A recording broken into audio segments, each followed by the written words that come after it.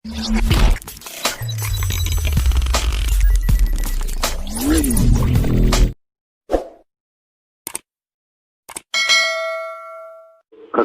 yang ada itu kan ada kata-kata tabrak aja begitu ya.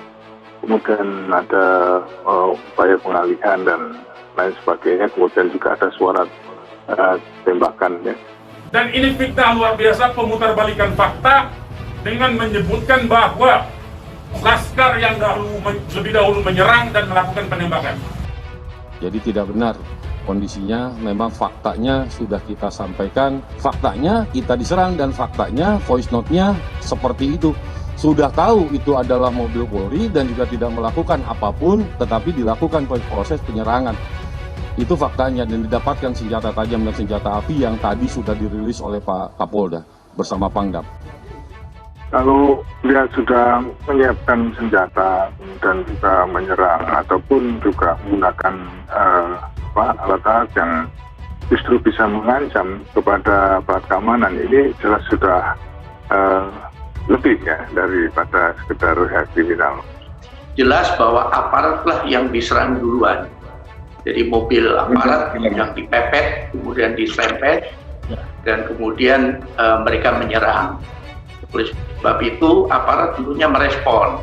Ketika melihat ada senjata api, ketika terdengar ada bunyi tembakan, maka sesuai SOP yang ada, sesuai Perkap Kapolri, maka aparat harus melakukan tindakan untuk mencegah timbulnya korban, khususnya dari aparat sendiri.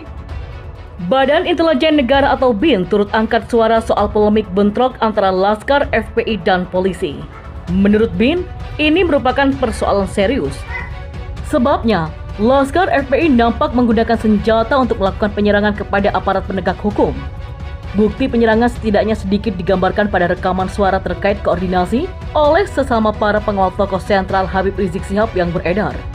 Memang dari rekaman yang ada kan itu ada tubruk aja, lalu ada upaya pengalihan dan berniat mau melakukan sesuatu di Karawang kalau sampai polisi mengikutinya. Kata Deputi 7 BIN Wawan Purwanto disitat oleh Metro TV pada Selasa hari ini. Menurut BIN, upaya penyerangan yang dilakukan oleh Laskar FPI terhadap polisi menjawab apa yang sesungguhnya terjadi selama ini. Terlebih, BIN selama ini juga turut dituduh melakukan hoax atas polemik yang ada. Tugas BIN itu melindungi segenap bangsa dan seluruh tumpah darah. Jadi kita selama ini juga dituduh melakukan hal-hal yang sebetulnya ada hoax yang terjadi. Sekarang sudah tampak jelas apa yang sesungguhnya terjadi. Jadi biar masyarakat yang menilai sendiri, katanya lagi. Padahal menurutnya seharusnya Habib Rizik selaku pimpinan bersikap kooperatif dalam menjalani pemeriksaan yang bakal dilakukan oleh polisi. Bukan dengan cara menghindar dan mencoba mengerahkan massa dalam jumlah besar saat pemeriksaan. Kita kan tentu ingin hukum dapat tegak setegak-tegaknya. Kalau dia dipanggil, datang pemeriksaan akan lebih clear masalahnya. Lantas malah ada manuver-manuver ajak massa dalam jumlah yang besar, ungkapnya. BIN menganggap Laskar FPI lebih dari kriminal. Pada kesempatan itu, Wawan juga kemudian menyatakan apabila polisi sebenarnya pada awalnya hanya berusaha mencegah apa yang akan terjadi saat akan dilakukan pemeriksaan terhadap Habib Rizik. Sebab ada info, mereka akan menggalang kekuatan massa. Maka itu kata dia aparat lantas berusaha antisipasi, sampai akhirnya tumpah peristiwa di tol Jakarta Cikampek kilometer 50 pada Senin dini hari 7 Desember 2020 kemarin. Di mana 6 anggota Laskar khusus FPI kata BIN tewas dalam aksi baku tembak. Terkait apakah sikap Laskar FPI ini dapat dianggap sebagai kriminal biasa atau lebih, BIN lalu menjawabnya terang benderang.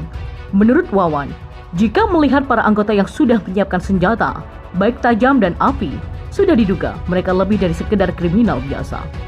Sebab senjata itu tentu saja bisa mengancam keselamatan dan nyawa para aparat penegak hukum.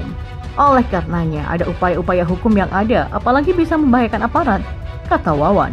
BIN sendiri berharap agar kasus ini dapat dibuka seterang-terangnya, di mana nantinya bisa ketahuan siapa yang benar telah melakukan pelanggaran hukum. Memang ini rekaman percakapan sudah beredar, jadi tampak ada kalimat tubruk aja, alihkan ke Karawang, kita lakukan sesuatu di sana.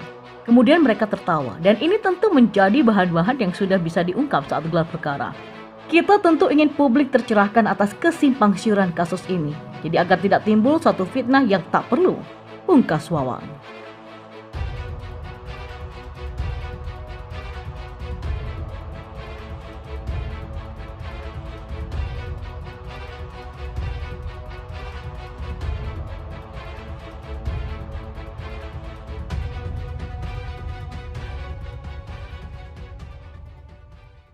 Podcast.